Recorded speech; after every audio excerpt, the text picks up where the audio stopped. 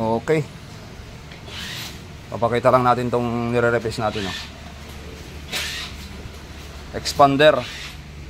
You know. Sumagad ang kanyang brake pads. So, nagbakal to bakal. Ito ang nangyari, oh. Yan mga sir.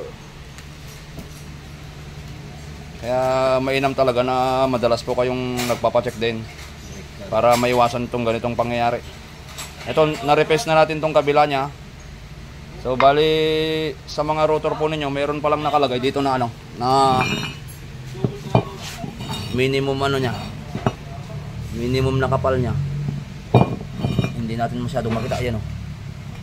Ayan, nakatago. Ayan, oh. Min. Nakalagay dyan 24. Pagkatapos natin i-replace tong kabila, sinukat ko 24. Sobra pa.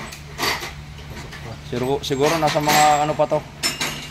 After nating ma-replace mamaya, yan 25. Pero mga nasa mga 25 pa mga sir. Pasok pa to.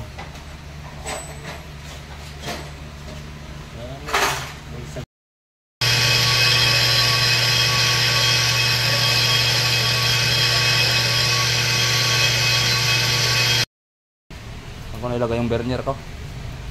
Okay, ito na. Pakipatayo mo nga ton. Sukatin na natin, papakita ko lang yung kapal ng ano. Dati. Patayo mo lang. 24 yung nakalagay na ano niya. Okay, yung nasa ano pa, oh. 25.5 mm mga sir. Yan, oh. Ito yung kaninang may tama, oh. Okay na, makinis na. So okay na ton. Kagaya ng sinasabi ko, pagdating po ng PMS po ninyo or kahit hindi pa niya due date, mainam din po na ano, ipasilip yung preno. Lalo na sa mga ganito, mga pangbiyahe mga sir. Baka yung pa yung maging dahilan para madagdagan ng gastos po ninyo. Okay, maraming salamat po sa inyo sa patuloy na panonood sa ating mga videos mga sir. Thank you. Bye bye.